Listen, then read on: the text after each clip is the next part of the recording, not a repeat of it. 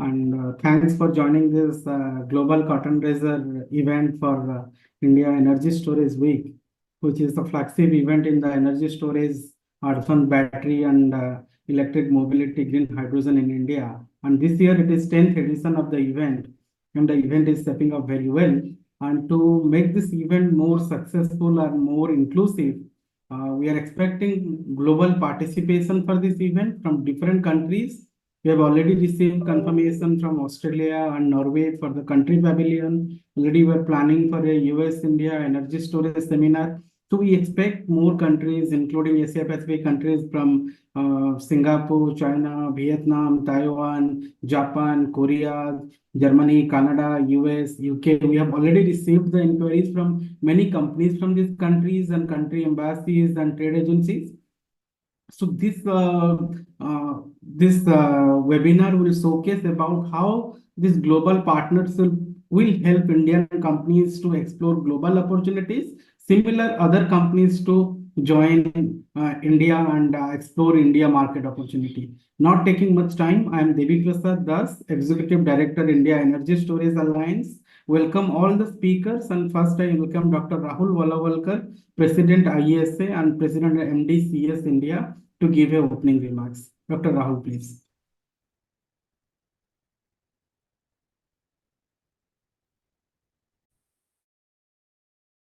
Thank you very much, Debi. Good morning, everyone. This is a really exciting day. The 10th anniversary event for annual conferences for India Energy Storage Alliance is very close to my heart.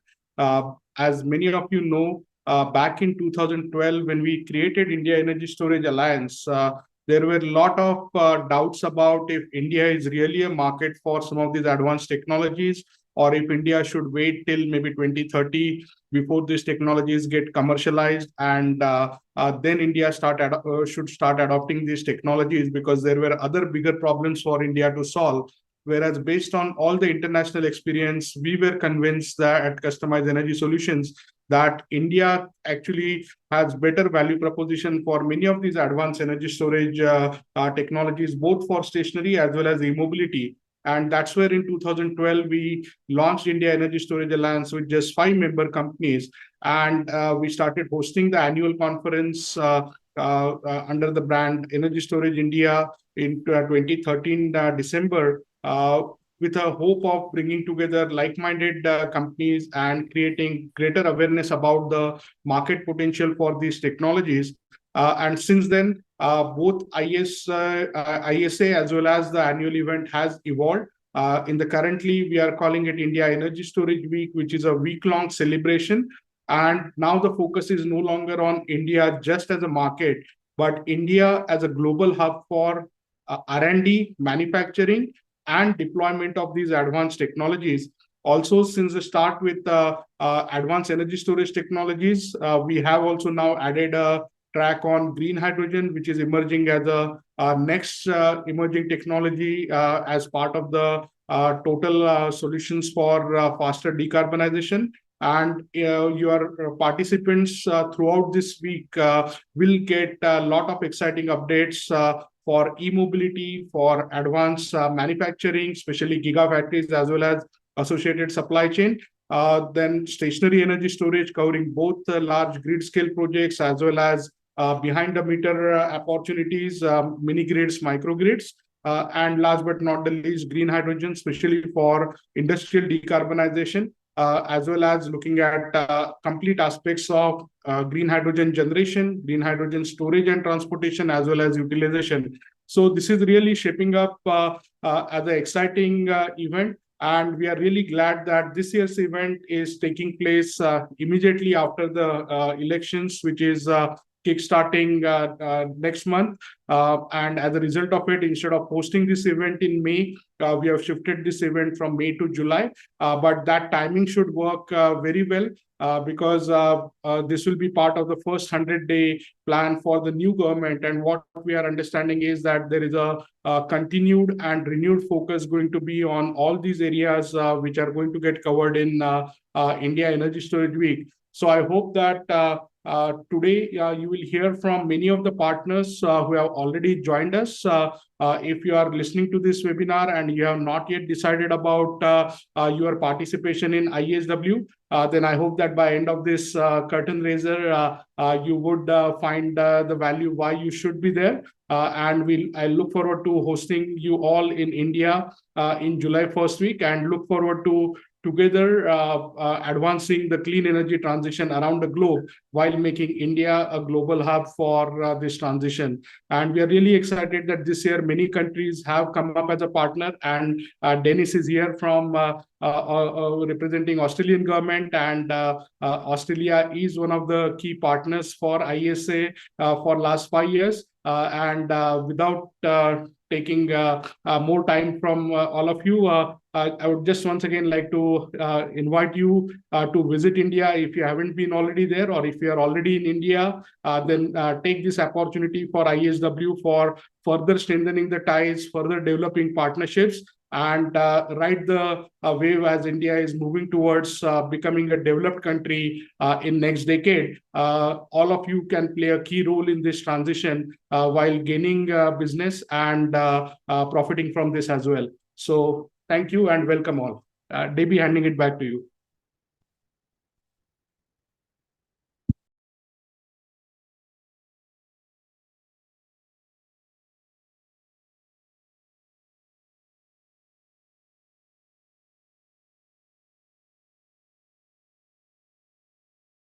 Debi, you're on mute. Okay. Are you able to see my screen or anything I need to do? Yes, Debi, just go in full screen. Okay.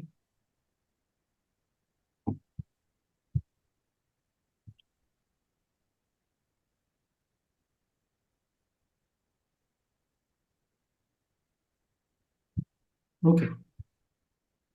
So as we know, India is emerging as one of the leading player in the energy storage, and already 50 gigawatt hour PLI scheme is in safe, and many companies have already expected to start production of battery cells this year, and there is more than 20 companies are working on alternative battery chemistries and energy storage chemistries.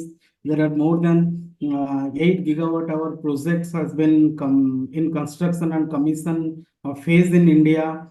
Specific to energy storage, including pumped hydro and other chemistries, battery storage, and 2 of the projects has been already commissioned this year. We're expecting 2 large-scale projects to be commissioned this year, and green hydrogen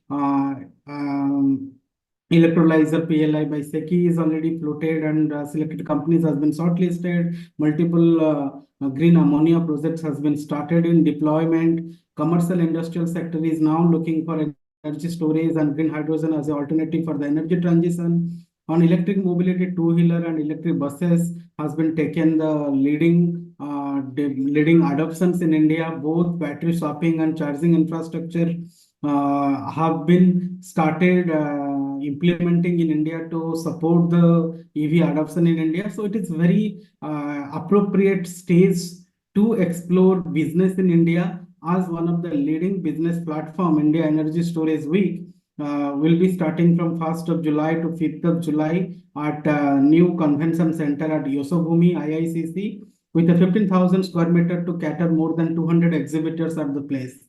So we have different pavilions as part of the event. We have a dedicated EV infra pavilion where earlier, and it is not a new event, where earlier we had saw the participation from companies like JBM, Ola, Arthur, Hop Electric, many other charging infrastructure companies like Exicom, Photon. So we will expect similar companies to explore and exhibit at EV infra exhibition. And in battery manufacturing and supply chain is the key areas of IESA. We had saw maximum participation from this space, including companies from raw materials like Epsilon, Neogen Chemicals, CBC Corp, Anupam Rasayan, Himadri Chemical.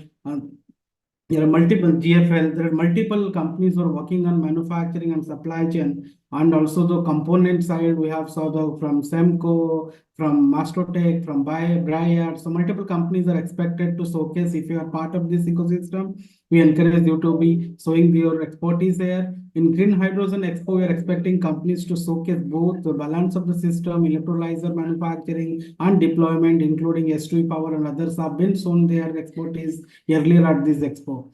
Similarly, there is a dedicated startup pavilion. There is a startup day where startups will get discounted price of the smaller space where they can showcase the new innovations there. There is a recycling pavilion. IESA very closely work with more than 13 recycling companies, including all leading companies like Lohom, Exigo, Batec, Sangil, Rubamin, many others. If I missed anyone, sorry for it. But I'm expecting most of them to be showcasing their expertise in the recycling pavilion. Stationary storage is the key areas where ISI is working for last 10 plus years, and we see both behind the meter and front of the meter, this segment will grow. And we have very closely worked with global companies, including Core Power, US, Fluence, Indian companies like Renew Power, Good Enough Energy, as and many others. So we expect them to showcase the stationary storage, including RE Plus and others. And Innovation Research Pavilion is dedicated to research labs, R&D institutions, universities. Those are working on new research. Similarly, this year we have started a new showcase called Indigenous Battery Cell Showcase. So we have invited all the companies who are developing the battery cells in India. Like already we have got confirmations from Amar Raja, Godi, NAS, and many others to showcase their indigenous battery cells in this battery showcase. So it's not only about the one part of the ecosystem, it is the holistic ecosystem where we can see at the exhibitions. We are expecting 200 exhibitors as part of this 10th anniversary exhibitions. And we have dedicated the conference into 5 different days. One is on electric mobility, 1st of July, 2nd of July on manufacturing supply chain, 3rd is on stationary storage, 4th is on green hydrogen, 5th is the technical tours. And we'll have dedicated forums as part of this conference, including EV Infra Forum, where both battery swapping and charging infrastructure discussion will happen. Similarly, there is a recycling and reuse and second life forum, which will be part of the manufacturing and supply chain. Similarly, there is a LDES forum focused on long duration energy storage as part of stationary energy storage. And so facts about the event, expecting 10,000 to 15,000 visitors. And this visitors, as if you participated in IESA events earlier, these are dedicated decision makers. So if you consider all other visitors, the quality of visitors is slightly or maybe largely different than the other competition events across the globe. So 200 exhibitors, 1,000 plus delegates, 100 plus state and central government officials. We give and invite the both various ministries. IESA event is usually supported by 7 to 8 ministries from central government and few of the state partners. We are happy to see this year active participation from the bodies like MOP, MNRE, DST, Ministry of Mines, Ministry of Environment, and Environment, Forest and Climate Change, also from DHI, from Ministry of Road and Transport, and also from the different state officials, and 50 plus conference sessions. These are few pavilions already has been confirmed thanks to Australia and Norway. We are also in discussion with other countries, including Germany, UK, Canada, and others. So we are expecting to have multiple country pavilions with multiple companies as part of the pavilions. There is different roundtables. There is a CEO roundtable, country roundtable, safety roundtable. We have already in discussion with UL and the European standards body. There is a state roundtable which is hosted by the one of the state. We are in discussion. There is a buyer seller forum. There is a skill development roundtable. There is different key highlights of the events, which includes Industry Excellence Award, which is on the 1st July, the 7th edition of the Industry Excellence Award. We're also having a members networking night on 2nd of July, 3rd of July. It's a very interesting. I encourage all the women leaders from the space of energy storage, electric mobility, green hydrogen to join this leadership talk, Women in Energy Roundtable and Networking Dinner on the 3rd of July. There is a startup day dedicatedly focusing on tech ignition session, speech session, founders roundtable and investment talk. It is on 2nd of July in Parallel. There is a hackathon. First time we are planning to do in association with I4C and Calcutta universities at I4C IESA Energy Hackathon, which will be pre-event to the IESW on 29th and 30th of July. There is a career fair on 1st of July scheduled. Any company interested in hiring the appropriate guys, let us know. We will be giving you a kiosk for hiring, and we will create a portal to get the applications for the same. And we used to have a dedicated conference or session on the global market, but this year we are planning for a full day conference on the World Advanced Battery Conference and inviting all the global leaders to tell about their market. Being in India, understanding global market opportunity, this is a unique platform this year we're starting as part of IESW. There is a Future Energy Learning Center. Again, it will be maybe associated with International Solar Alliance is already soon willing to support this event. We expect any other similar organizations willing to support. This is a free, open to all learning platform as part of IESW, and it will continue on the 1st and 2nd of July. Anyone want to learn, this is learning center is open. There will be multiple sessions will happen, focus on energy storage, mobility, and hydrogen. There is a US-India Energy Storage Task Force seminar is planned on 2nd of July with the support of US Department of Energy and other US associations. Similarly, there is multiple parallel workshops as planned from 1st to 4th. We have thanks to all the support partners and exhibitors, including Good Enough Energy, Jinko Solar ESS, Godi Energy, NAS Energy, Envision, Semco, Green Fuel, Thermo Fisher, iPower, CBC Group, Molsynth, Ezilent, United Lasers, Fogtech, Greenstorezen, Hyoki, Breyer, Polyprotic, Malvern Panalyticals, MathWorks. We've already got 40 plus exhibitors confirmation, expecting to have more than 200 exhibitors and partners for this event.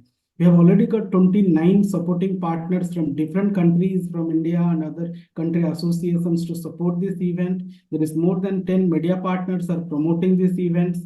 And please, if you have excellence in this industry, if you have achieved anything, please feel free to apply for 7th IESA Industry Excellence Award. There is no nominations fee. The jury board will decide the winners. Feel free to apply for the same. We had past winners, including Amar Raza, Execom, and many other startups, including Blue Smart and others. And glance from past, we had more than 70 exhibitors last year and multiple partners. If you have there, you have seen the IESA's growth over the years from 10 exhibitors in 2013 to now 200 exhibitors over the years. And good part about many exhibitors continue to participate in the event over years and years. So is a glimpse from the past IESW, where we had presence of multiple secretaries from different ministries, including MNRE, MOP, heavy industries, including ministers like Sri Nitin Gadkari from Minister of Road and Transport, Amitabh Kant, the ex-head of Niti Aayog, and recently G20, Serpa. We also had leaders from the Niti Aayog and other bodies. Also, we have the advisor from Prime Minister's office, like Tarun Tapurchi and others, who have also had DZ, BEE, and CEO, ESL, and others. So the unique about IESA's event, you see maximum government participation and support for this event in India in the energy storage, advanced battery, and mobility and green hydrogen space. If you have any bottleneck, this is the platform to discuss with the officials and have a solution for it. These are a few of the sessions held last time, including we had multiple representatives from India and outside India. We had, you can see in the left-hand side, we have speakers from outside India focusing on long duration technologies. We have speakers from the leading companies like Toyota and others in the electric mobility. We have a recycling session, we have hydrogen sessions, and these are at different Expo. And as you see, the ex-minister like Suresh Prabhu and others who have visited the Expo and interacted with the exhibitors and understand their pain points and addressing their growth verticals. So this is the uniqueness about the event, where you will meet both your supply chain vendors, also your buyers in the single platform. This is about a glance from last year Women in Energy Roundtable. Thanks to all the 100 women leaders who have joined last year and encouraged us to do this. Thanks to IGF, who was a supporting partner for this Women in Energy. And thanks IGF again to shown interest to support this event this year. And feel free to nominate or promote in your network to be part of this Women in Energy Roundtable this year, planned on 3rd of July. This is the glance from the awards night and gala dinner. This is one of the night where you will experience the excellence with networking opportunity. Feel free to block your date. It is on the 1st of July evening. and this is at the inauguration. We have recently done the first curtain raiser event, which is focused on Indian market. We had different leaders from the industries. We also had the Joint Secretary, Department of Heavy Ministry of Heavy Industries, who graced the occasion to encourage the industry to be part of this unique platform. Thanks to all the participants, we had seen more than 100 participations in this cotton raiser event, which was focused on India market. Today, we have two cotton raiser. Now we are focusing on Asia Pacific and Australia and neighboring countries. And in the evening, we have focusing on Europe and US. So this is the advisory board, the industry leaders from LG Energy, from BASF, Hitachi, Tata Green Batteries, Government of Kerala, Government of Western Australia, Blue Smart, Glida earlier, Photom, Amar Raza, Ari Plus, Loham, Adot Degatron, WRI, Godi Energy, S3 Power, and Fluence. Those are guiding, and also from ESL. They are guiding us to shape up this event to become valuable for the industries. These are the key highlights I've already mentioned for this event. So if you are thinking about the one platform where you should network and grow your business, this is the platform. Otherwise, you have to wait for another 1 year on 2025, the same date from July. So I suggest it's appropriate time. Feel free to take your space, partnership opportunities, and be involved in this growth of this ecosystem.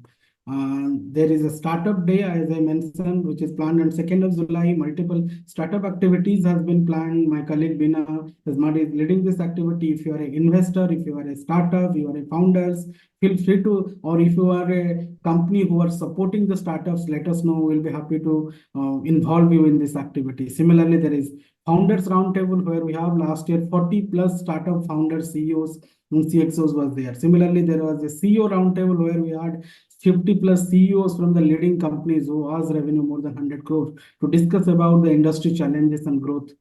So this event is not a single day event. We gather the inputs from network opportunities and we continue to help the industries, not only these 3 days, but 365 days after the event.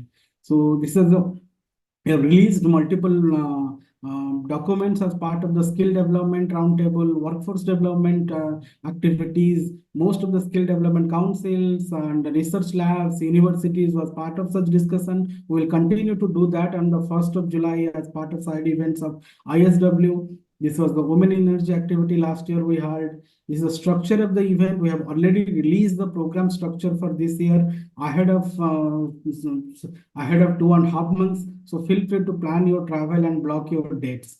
And if you're still not applied for Industry Excellence Awards, please feel free to apply, and we'll be industry will be happy to celebrate the success of your journey. And this will be a holistic event where you will not only limit your showcase to energy storage or batteries, but also with the related ecosystem like energy storage, battery cell manufacturing, R&D, renewable integration, energy storage for grid application, electric mobility, EV component equipment, EV manufacturing and supply chain, advanced battery technologies, microgrid and energy access, green hydrogen and fuel cell, safety, testing, certification, battery swapping and charging infrastructure, BMS, EMS and software simulations, long duration storage, pumped hydro and mechanical storage, battery raw material chemical processing, containers and contactors and connectors. So these are parallel workshops we are planning for 3 days. If you are willing to host any of the workshops, let us know.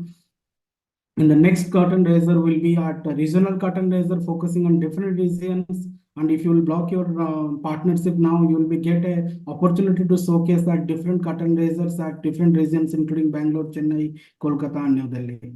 And feel free to reach to our team who will be help you to assist you to make this event successful and makes your journey smooth by participating in this event.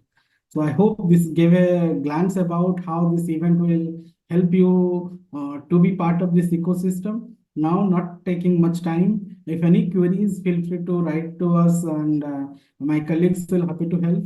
I request Tushar to write the email ID event@indiaiesa.info in the chat. Not taking much time, I now want to invite the key speakers for the Next, we have one of the partner, Austrade, who is supporting this event as a country partner, Australia. So Australia is one of the natural partner for energy storage and battery critical materials. So not taking much time, I invite Denise Eaton, trained on Investment Commissioner, Energy and Resource, South Asia, Austrade.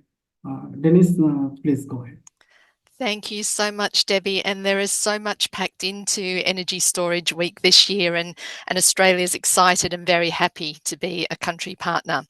And thank you, Dr. Walawalkar and your team, for inviting me here to speak at the curtain raiser today. Really pleased to be here. I want to talk about Australia as a natural partner for India in the clean energy supply chain. And you often hear about the relationship between Australia and India described with the 3 Cs. So the 3 Cs being Commonwealth, cricket and curry. I think this is quite quaint, but it's also a bit of a limiting view on what is today a very strong and dynamic relationship between our two nations. So I'd like to propose our relationship, particularly in the green economy sector, be described by 3 Is. And the 3 Is are I for interest, I for innovation, and I for investment. So if I start with I for interest, there's interest in India and Australia working together and building our relationship. As you're aware, back in December 2022, we signed a free trade agreement between India and Australia. It was known as ECTA, Economic Cooperation and Trade Agreement. And what ECTA did was see 85% of Australian products come into India at 0 or highly reduced tariffs. And conversely, about 96% of Indian products and services going into Australia at 0 or highly reduced tariffs. We are now also negotiating CECA, which is the next stage of the free trade agreement.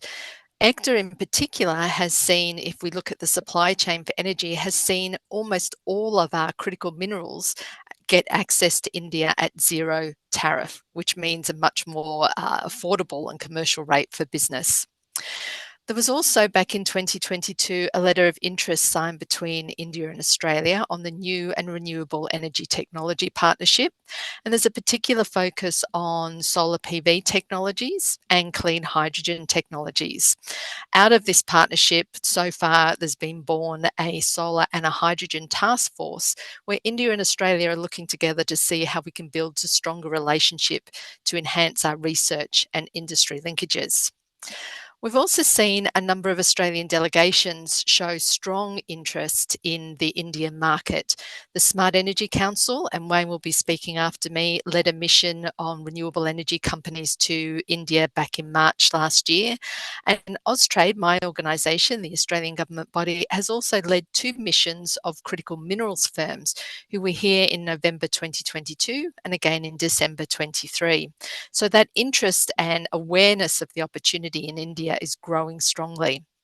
We're starting to see more Australian companies active in the India clean energy sector, including 5B, and you would have read about their joint venture with YRE, Sunrise CSP and their partnership with EIL, and many of our flagship companies like Energy Exemplar, Power Ledger, Fortescue Energy are all active and working with partners in the market. We are honoured to be a country partner at the India Energy Storage Week this July, and with our strong partners, the states of New South Wales, South Australia and WA, as well as industry partners like the Smart Energy Council, we will bring a delegation of clean energy companies to the Energy Storage Week, and they're all open to partnering with Indian companies. My next I is for innovation, and Australia is an innovation leader across multiple industries. You may not be aware, but the Wi-Fi was born in Australia, Google Maps, the cochlear implant, the Humidicrib, spray on skin. There's a lot of innovation that's come out of Australia. Specifically in the clean energy space, we developed the vanadium redox battery, which came out of the University of New South Wales, and also the passivated emitter and rear cell, which, all known as PERC, is the cheapest way to generate electricity using solar cells and is used in over 90% of solar panels made today. That also came out of the University of New South Wales with Professor Martin Green.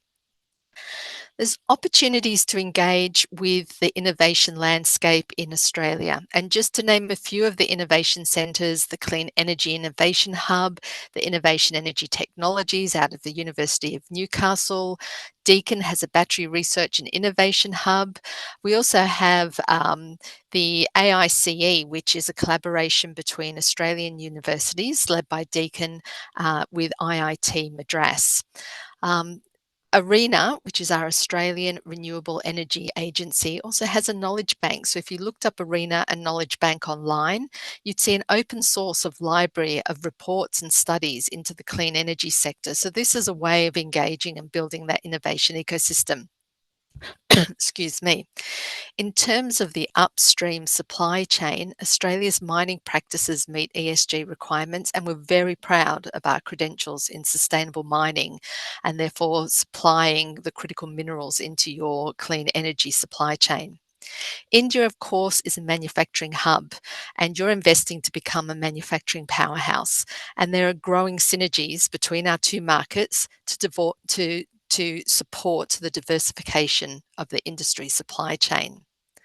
My last I is I for investment. In 2022, the Australian government committed 25 billion Australian dollars towards clean energy spending to achieve our net zero targets by 2050. And Australia and India were committed together, as I've said previously, through our collaborations to support each other build that clean energy pipeline and achieve our net zero targets. Australia's investment in large-scale energy storage reached a record high last year at $2 billion.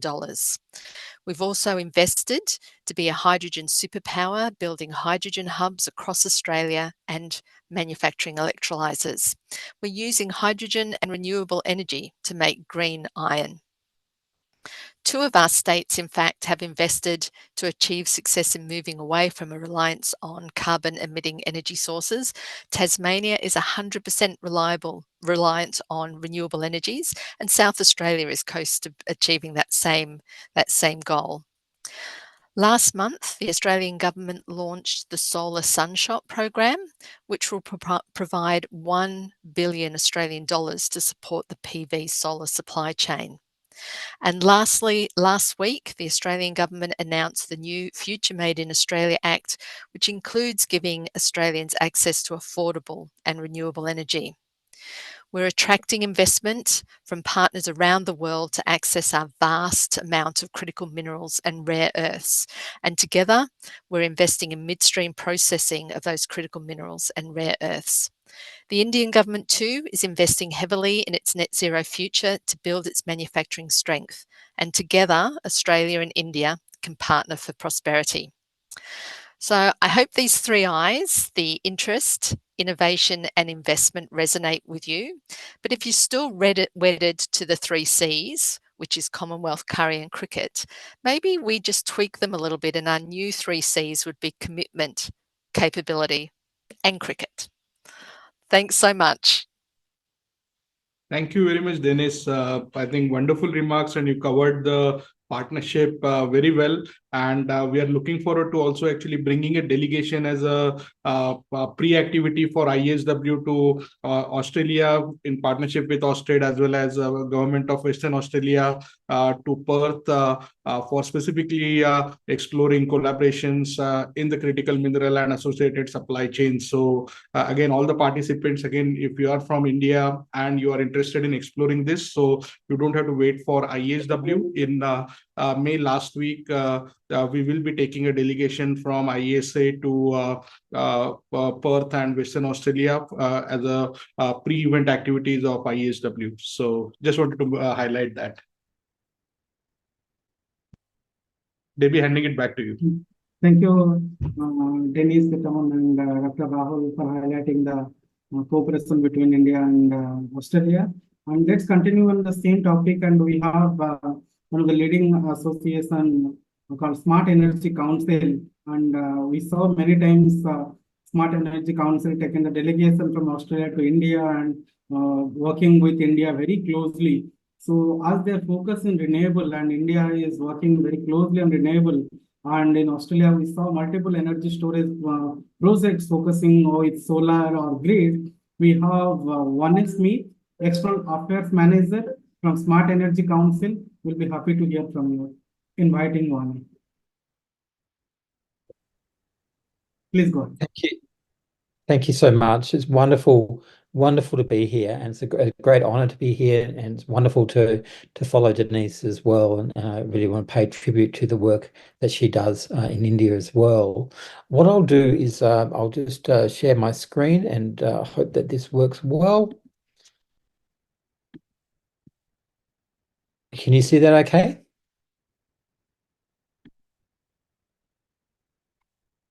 Yes, can you see that? Yes, yes.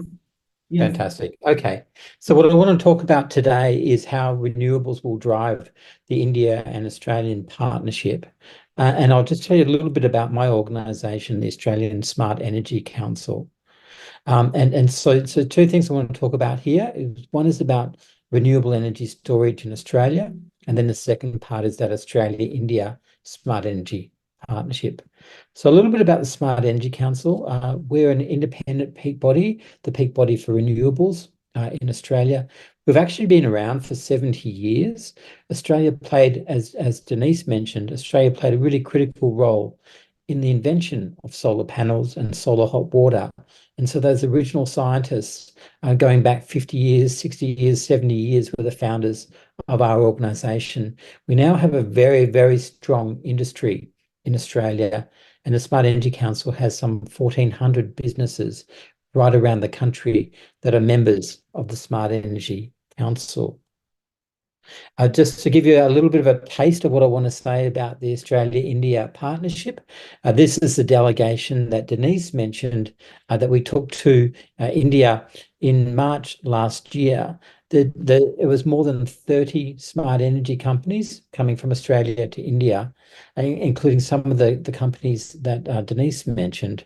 And the gentleman in the red tie in this photo is the Australian Prime Minister. And so our delegation coincided with the Australian Prime Minister's delegation in Ahmedabad. This is a sign. You'll see cricket mentioned here.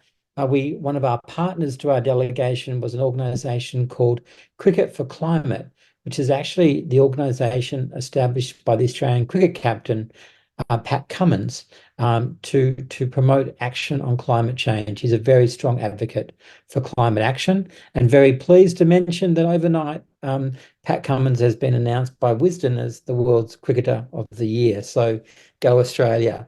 I'm very much looking forward to India coming to Australia at the end of this year for the test series in Australia.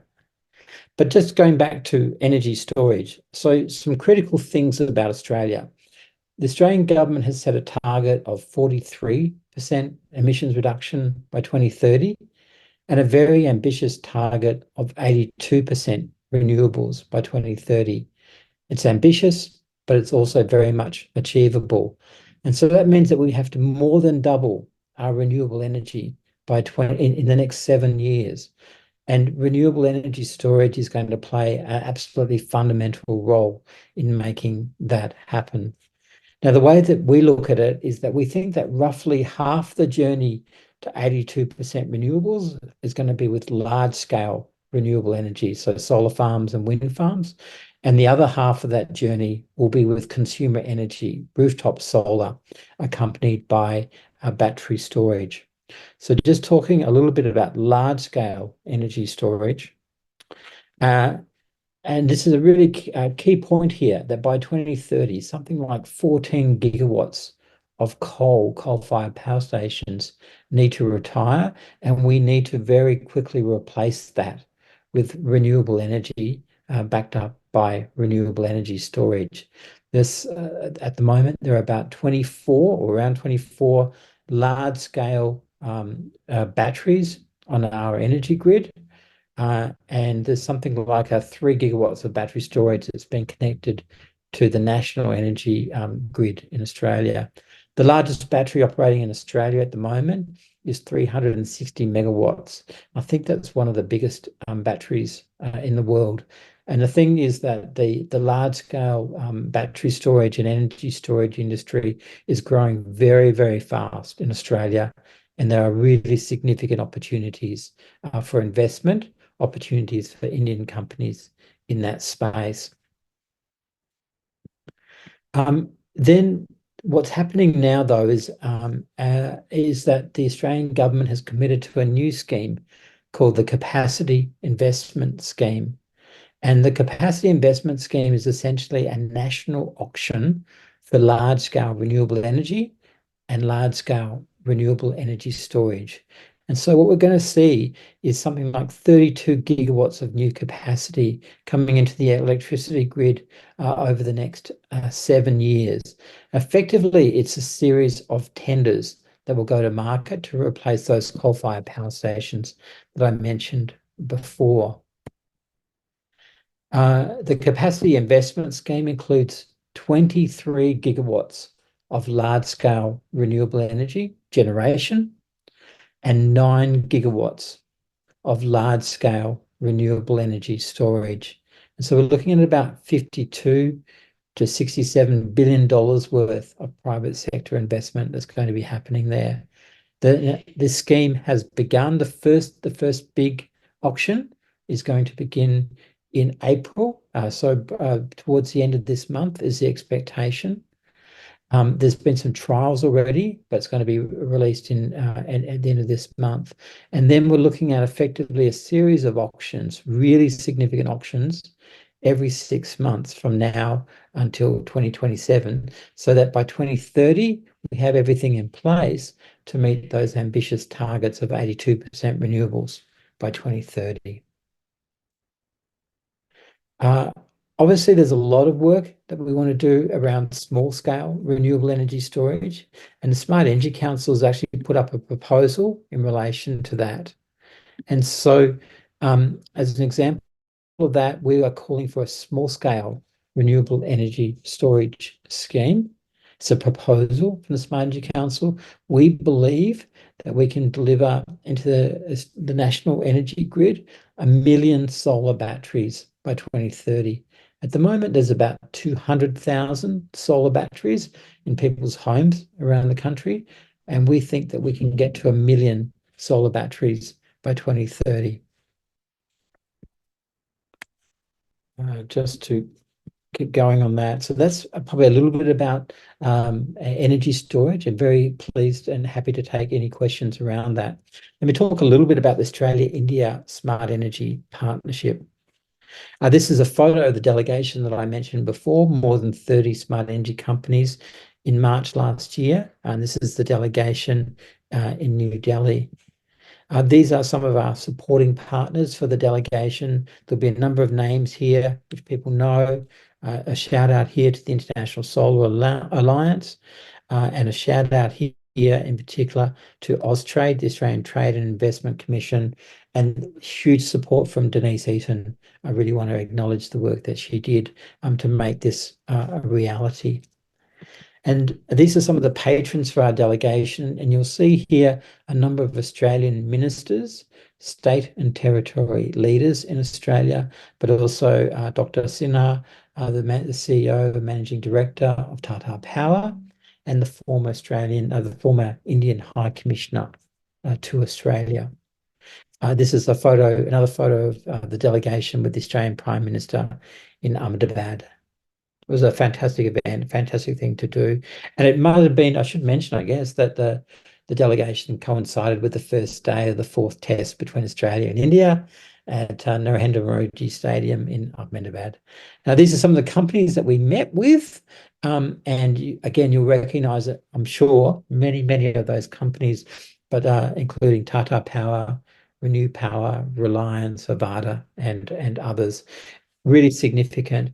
What we did after the delegations, we went back to all the delegates and we asked them, like, what happened as a result of the delegation? And what we found was that within a 6-month period of the delegation, there was more than 1.4 billion dollars Australian dollars in potential revenue opportunities and partnerships from it. So that was within 6 months. So that gives you an idea of the opportunities for Australian companies in India. And we're really keen to continue those partnerships. Now, a little bit more, I mean, you all know this about India, but a couple of things in particular that really of interest to me is that 500 gigawatt target there for renewable energy and 100 gigawatts of solar PV manufacturing target. It is extraordinary. And again, our message to Australian companies is that there are real opportunities in Australia, just as there's opportunities in India, just as there's opportunities for Indian companies to invest in Australia, particularly around renewable energy storage and renewable hydrogen. What we found from the delegation is that India is an extraordinarily advanced country, but it does need expert partners, and that Australia's expertise is very valuable right now in relation to research and development and commercialization, and that our partnership between the two countries really does put us in the box seat. In Gujarat, as you know, there's very high solar penetration, probably higher than Australia, to be honest, but there's a need to understand what impact that has on the grid. My understanding is that the Indian government now has a target of something like 10 million solar rooftops by 2030. There are opportunities for us and opportunities for India to share lessons for good and for bad, to be honest, about Australia's transition to 100% renewables. There are days, an increasing number of days in South Australia where 100% of our energy actually comes from rooftop solar. It is extraordinary. And by 2025, 2026, increasingly we'll have many, many days throughout across Australia where we're getting 100% renewables in Australia. And so how do you manage the grid? And there's a lot that can be learned from that Australian experience. There's definitely opportunities to build supply chains between our two countries. And I think electrolyzer manufacturing is a very good example of that. There's opportunities to have joint auctions between Australia and India for renewable hydrogen, and they're discussions that we've been having with the Australian government, but also with the Indian High Commission in Australia. And there are opportunities for partnerships around the decarbonisation of fertilisers. Both of our countries are very strong agricultural countries, and so there's opportunities using green ammonia. And again, they're discussions that we've been having with the Australian government in Canberra, but also with the Indian High Commission in Canberra. We actually have a division of the Smart Energy Council called Zero Carbon Hydrogen Australia, and with more than 65 leading companies working in that space in Australia that are members of ours. And we also have a certification scheme where we actually certify projects to demonstrate whether or not they are in fact zero emissions projects. The first project that we certified was in my city of Canberra, where the hydrogen refueling station, we actually certified that it was in fact a zero emissions project, and there's a number of other projects that we have certified. These are some of the companies and some of the governments that are supporting our Zero Carbon Hydrogen Australia work. And so just a little bit more about the Smart Energy Council, just very briefly in wrapping it up. We are a membership-based organisation. If there are companies listening in here, please reach out to us to get involved. A couple of our member companies, one I want to mention here is one of our leading companies is CQH2, which is the Central Queensland Hydrogen Project. Very significant hydrogen project in Central Queensland that has been shortlisted for the Australian government's $2 billion Hydrogen Head Start program. And so doing a lot of work in that space, but a lot of solar companies, battery manufacturers, smart transport companies, and others. And there'll be some names here that you may well know: solar manufacturers, retailers, and investors, engineering and procurement companies, and many, many others. So if anyone on this call is interested in reaching out to us and having further conversations, here are some of the contact details, and really looking forward to continuing to talk to you all, and very much looking forward to having a delegation in India in July and being a part of India Energy Storage Week. Thank you very much. Thank you, Anil. It's exciting to see your engagement in India in past, and also the activities in the energy space, and we wish you and your team with the delegation to see in the July. And as we Yes. see strong cooperation between India and Australia, this will be definitely a natural partnership between Smart Energy Council and India Energy Storage Alliance in the space of smarter energy ecosystem in the energy transition. And now, Thank not you. taking much time, I invite the next speaker, who will be Mr. Alex Campbell, Director of Policy and Partnership from Long Duration Energy Storage Council. Long Duration Energy Storage Council driving the energy storage adoption across the globe in the space of long duration from 6 to 10 hours and beyond. And we see there are many Indian companies, those are interested in this space, and many global companies, they are exploring this space. So we have many companies from the vanadium flow batteries, zinc-based batteries, also mechanical storage companies like Energy Dome. Recently, LDES technologies like Sumitomo, they joined IESA. And the cooperation between LDS Council and IESA is more than 2 to 3 years, and we have worked in this space jointly. And we are planning to do a long duration energy storage session and also a forum dedicated to discuss about the opportunities and the estimating the market potential for LDS in India during India Energy Storage Week. Not taking much time, I invite Alex. Please go ahead. Thank you so much, Debbie. Thank you for the opportunity to speak, and we're really looking forward to taking part in India Energy Storage Week. As you already heard, my name's Alex Campbell. I'm from the Long Duration Energy Storage Council. I'm assuming my slides are coming up okay. Just let me know if there's any challenge. I will quickly talk about who the council is. We haven't been around since 1954. I'm in awe of Wayne and his team there. That's very well established. Unfortunately, no cricket references either, but I'll briefly talk about the council, the global need for LDES, as we call it, some of our technology families, some example use cases, and then a little bit about the policy and regulatory reform and policy that we see happening worldwide. So there's a lot to get through, so I will crack on with it. So just briefly on the council, as you already heard, we're an industry association. We were actually set up in 2021 at COP26. We represent the full ecosystem. So that includes technology providers, but also what we call our anchor members and our service providers. So these are companies with a real interest in accelerating the energy transition through the deployment of long duration energy storage. Just a quick word on definitions. We define LDES as the capability to discharge energy, electricity or heat continuously for more than 8 hours. Some organizations have slightly different definitions, but it tends to be in that sort of ballpark. We have a number of really close partnerships with organizations around the world, and I just wanted to note that we're part of the Global Renewables Alliance. So this is an umbrella body of renewables organizations at the global level, made a big push at the most recent COP in Dubai to really push for this trebling of renewables by 2030 and doubling of energy efficiency. As you can see there, partners including the solar, wind, hydropower, green hydrogen, and geothermal spaces. So why do we talk about long duration energy storage specifically? Obviously, it's part of the wider storage community. Now, hopefully this won't be news to anybody joining the call now, but the world energy system is changing and changing rapidly.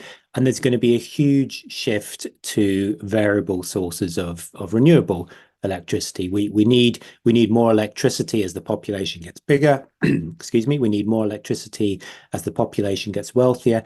And of course, we need electricity to decarbonize other sectors, such as road vehicles, for example, or heating, or a wide range of other uses globally. Clearly, if we're going to rely on wind and solar, that creates the potential for a mismatch between supply and demand. We all know this. The sun doesn't always shine, the wind doesn't always blow. So we need to store and capture electricity so that we can use it on demand. You've already heard about India's ambitions. I won't linger on the point here, but to deploy 500 gigawatts of renewables by 2030 is hugely, hugely ambitious. As you all know, Indian power demand is growing significantly. So clearly, as you decarbonize, as you put on more and more renewables, that need to store electricity for longer and longer periods of time becomes even more important. This is represented by this type of study. This is from the ARPA agency in the US. Many other agencies have done similar types of studies. Essentially, what it is showing is as you rely more and more on wind and solar, the length of the storage duration that you need increases. And this is where LDES, that ability to provide electricity or heat on demand for 8 or more hours, really comes into play. And it's different for different types of grid around the world, but the underlying message is the same. The more and more wind and solar you put on the system, the greater the need for storage. What does it all add up to globally? Well, analysis that we conducted a number of years ago now, 2 years ago now, suggested that globally, up to 8 terawatts of LDES capacity, about 5 on heat or thermal and about 3 on power, could save up to $540 billion annually on the lowest cost pathway to net zero by 2040. So huge potential there for the world. What do we mean when we talk about LDES technologies? We group them into 4 families. The mechanical, represented by things like pump storage hydropower, which of course India already has, is widely deployed globally.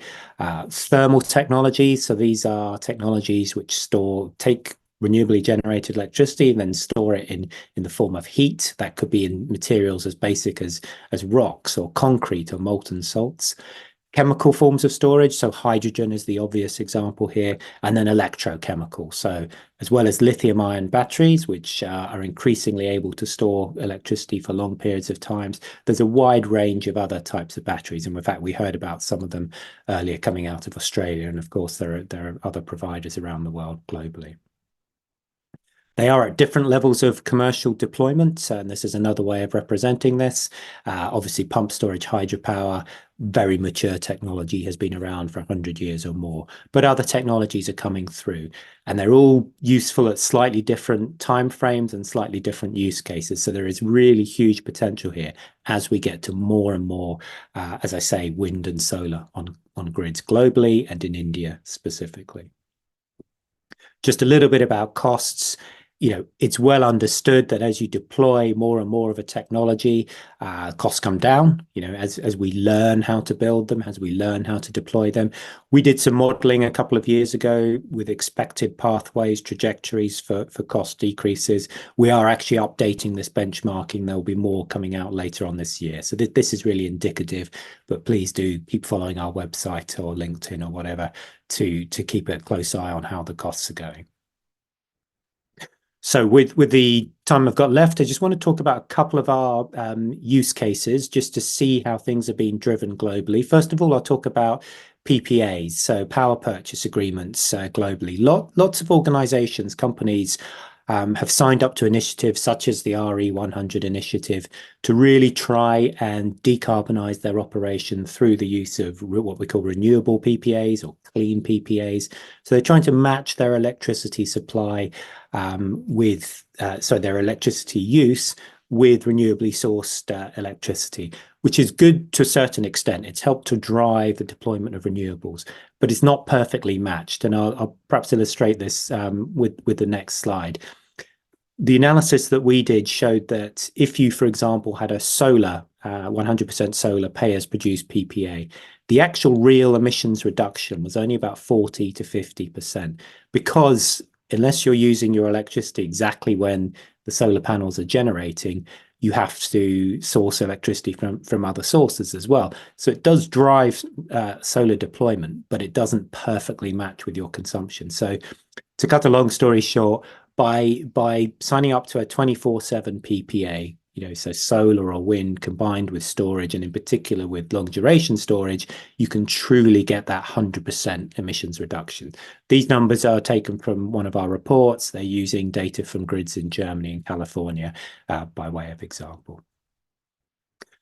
The next example I want to talk about is on industrial processes, in particular heat, but not exclusively heat. So as many of you will be aware, heat as a driver of global energy demand and carbon emissions is really, really important. You know, about 32% of global energy demand comes from industry. Within that, around 3/4 is on heat. So if we can decarbonize heat, we can really, really help to drive the energy transition and reduce carbon emissions globally.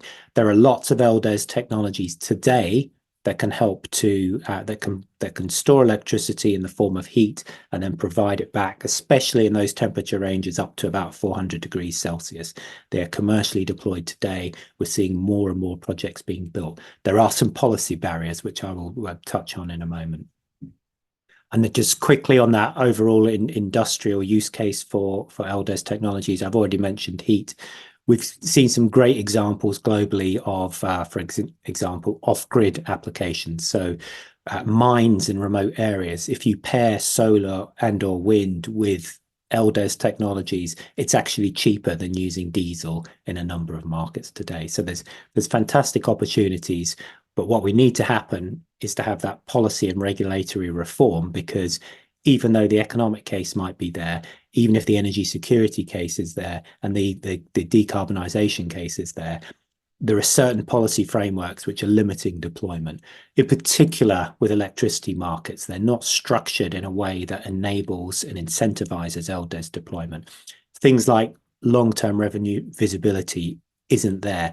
These are projects, you know, much like offshore wind, for example, that have high upfront costs and long-term payback periods. So an investor needs to know what their revenue is going to be over a period of time. We need to put in place mechanisms that are able to do that. With thermal technologies that I mentioned beforehand, quite often the problem is not so much revenue visibility, but the cost of connecting to the grid. And it seems they are treated sometimes as inflexible sources of demand, rather than actually very flexible sources of demand that can pull energy at times of low overall demand and then not pull energy when there's peak periods. So there's lots more to say about policy and regulatory reform. Unfortunately, I don't have the time now. We have lots of information on our website, and I'm more than happy to follow up with people.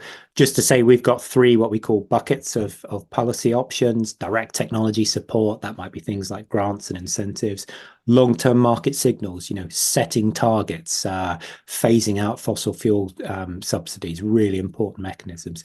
And then crucially, those revenue mechanisms that provide visibility over a long period of time. It might be private sector driven, like clean PPAs that I mentioned, or it might be mechanisms like the cap and floor, which I'll talk about in a moment. Just to finish up with some whistle-stop summaries of things that are going on globally, which are helping to drive LDES. In the European Union, we're seeing some major changes, partly driven by decarbonisation, partly driven by the Russian invasion of Ukraine, which has created huge stresses to the world energy markets, of course. And just briefly to say here that the EU's new electricity market design will be coming into force later on this year, and it will require EU member states to undertake a flexibility assessment. So one of the things we expect to see coming out of that is that individual countries in the European Union will assess what their needs are for flexibility, including LDES, and then they'll be able to introduce mechanisms to ensure those are actually deployed. 2 EU countries which are already looking at the subject, they're not waiting for the EMD to come into force: Ireland and Italy. So certain similarities. Ireland, of course, is an island, and Italy is a peninsula, so they have certain restrictions in how they're connected to other electricity markets, and they're looking at different options. Ireland's just finished a consultation, so this is the island of Ireland, so that includes Northern Ireland as well as the Republic of Ireland. It is looking at some options, including directly procuring LDES assets. Italy is doing a similar thing. They're directly procuring only up to 8 hours, and at the moment is mainly focused on lithium ion in the 4 to 8 hour range and pump storage hydropower. But some of that procurement has been set aside for non-lithium ion technologies. In the UK, a recent consultation closed earlier this year looking at something called a cap and floor mechanism. So this would essentially provide an LDES asset owner with a minimum revenue over a period of time, let's say 5 years. The exact details are yet to be worked out. So this would guarantee an investor that they'd at least get a certain amount of money over a period of time. As a quid pro quo for consumers, because it's ultimately consumers that would fund this, there's also a cap. So if they made a super amount of profit in that period, some of that money would be returned back to consumers. That's an ongoing process. We expect to see more detail coming out later on this year. Just a quick nod to the US. Huge amount going on in the US with respect to LDES. The Inflation Reduction Act, which some of you may have heard about, provides really significant tax credit benefits. There's lots going on in terms of industry consortia driven by the US Department of Energy and its agencies. And then a number of different states are taking actions in of themselves. So in California, for example, it's set a mandate to procure 1 gigawatt of LDES by 2028. There's lots going on around the rest of the world, lots of funding going into LDES in different countries in different contexts, private money, public money. The International Energy Agency at the ministerial in 2024 was encouraging a global targets on storage. We're hoping to do a report with IRENA, the International Renewable Energy Agency, on storage later on this year. And the Supercharging Battery Storage initiative has come out of the Clean Energy Ministerial, which of course India, I believe, hosted last year. So thank you very much. Thank you for the opportunity. We really look forward to participating later on this year in July. And yeah, back to you, Debi. Thank you. Thank you, Alex. We'll be happy to have you and Joulia both as part of Storage Week in July and dedicatedly discussing about long duration energy storage during the event. As with initial discussion, we are planning to invite 40 to 50 long duration technology focused companies to have a brainstorm about the adoption and deployment in India and creating a target for India. But we see both short duration technologies and long duration technologies have their own application areas to deploy not only in Indian grid but across the globe. Thank you, Alex. Thank you. Now I invite my colleague Avanthika Satheesh, Director Emerging Technologies MENA at Customized Energy Solutions, because as he is leading the Middle East and North African market on the energy storage and emerging technologies for CES, as we see the renewable penetration in both MENA regions, both Middle East and North African regions are emerging. And we see there is an opportunity how India and MENA region can collaborate in the technology partnership and also on the deployment and manufacturing. I invite Avanthika, please take it from.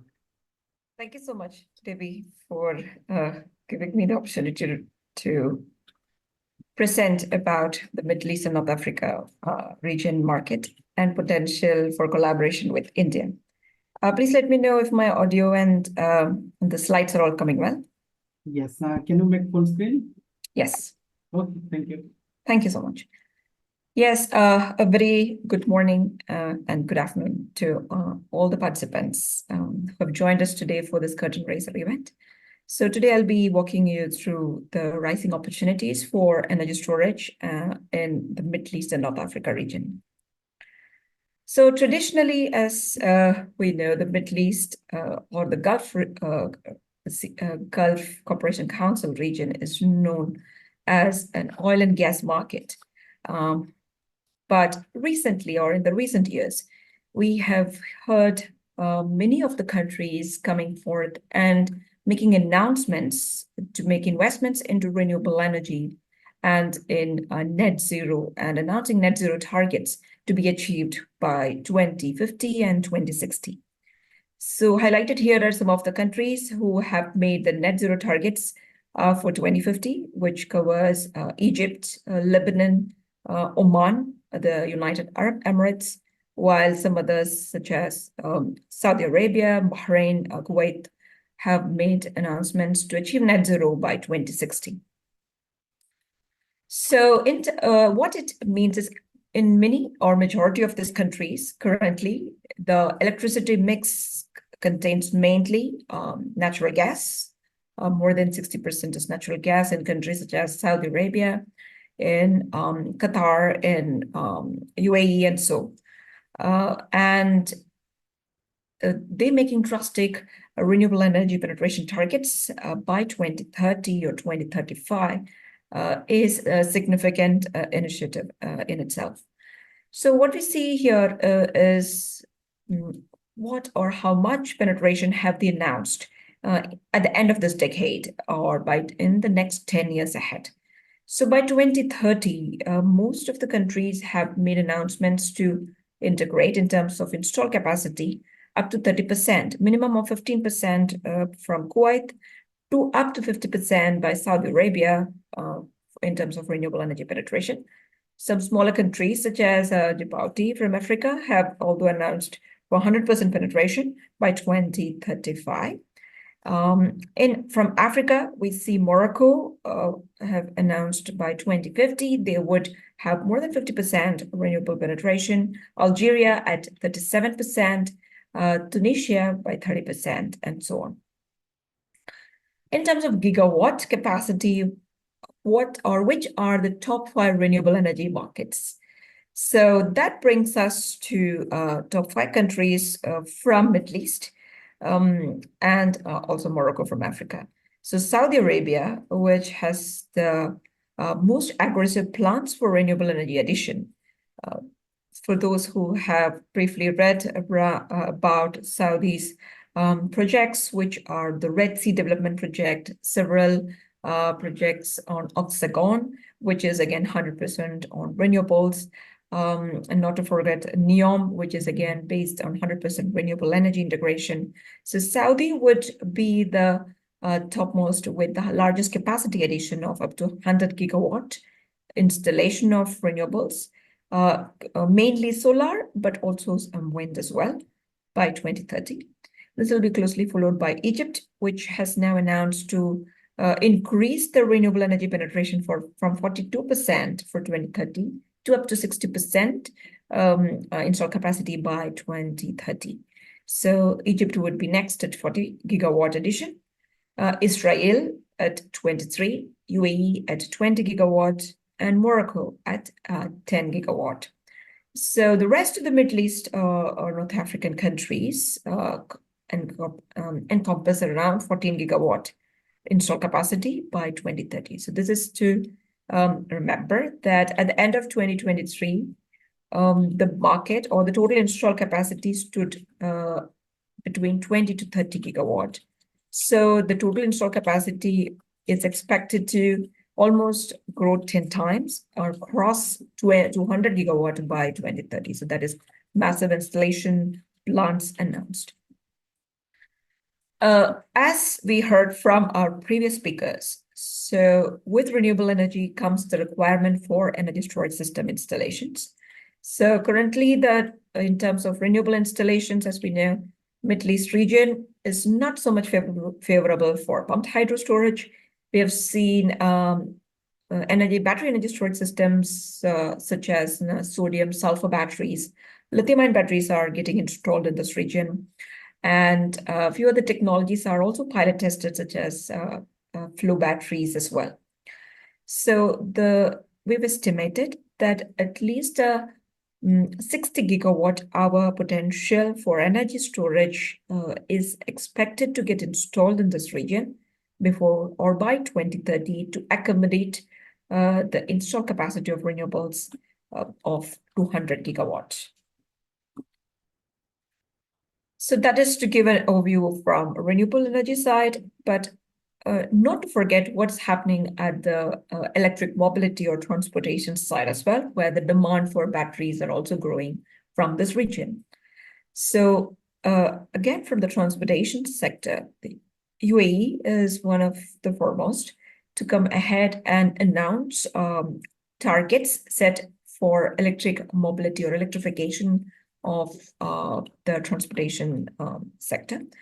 10% of all vehicles on road will be electric by 2030. So that is the target by UAE. They have already set targets for government organizations to convert 25% of all of the used vehicles to be electric by 2025. and this will increase to 30% by 2030. The country has also started installation plans for electric vehicle chargers for faster adoption. Almost 5,000 chargers would be installed in some of the forthcoming Emirates in UAE by 2025. Next in line is Saudi. So Saudi Arabia has a Vision 2030, which aims to start production of electric vehicles, up to 500,000 electric vehicles or electric cars in the country by 2030. And they're also targeting to convert 30% of vehicles in the state capital to be electric by 2030. Egypt has plans to convert their buses to electric or public transportation electric by starting with electric bus addition of up to 500 per annum. Jordan has promised to electrify their entire public vehicle or public transportation fleet electric by 2030. Qatar aims to convert 100% of the public transport electric and 10% annual sales to be electric by 2030. So in terms of vehicles that are getting annually sold in this region, so by 2030, we're expecting that around 500,000 or more than 500,000 vehicles would be sold and would be electric in the Middle East and North Africa region. And this would fairly account for around 65 to 70 gigawatt hour of batteries being installed in this electric mobility sector in the region. Thank you, Debbie. Yeah, over to you. Thank you, Avanthika, for giving an excellent presentation and sharing the market opportunities.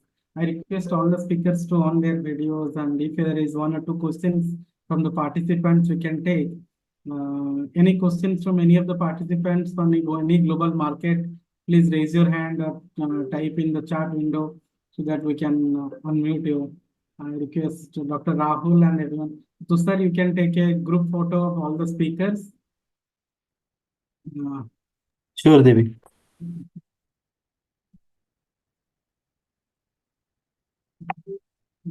If Varney is there, he left. Okay, he might left. But any queries from any of the participants?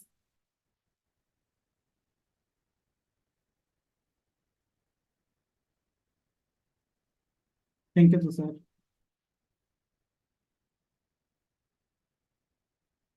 Okay, so if there are no queries, thanks to, so there is one query, maybe it is for long duration. What is the total industrial heat required in terms of gigawatt hour?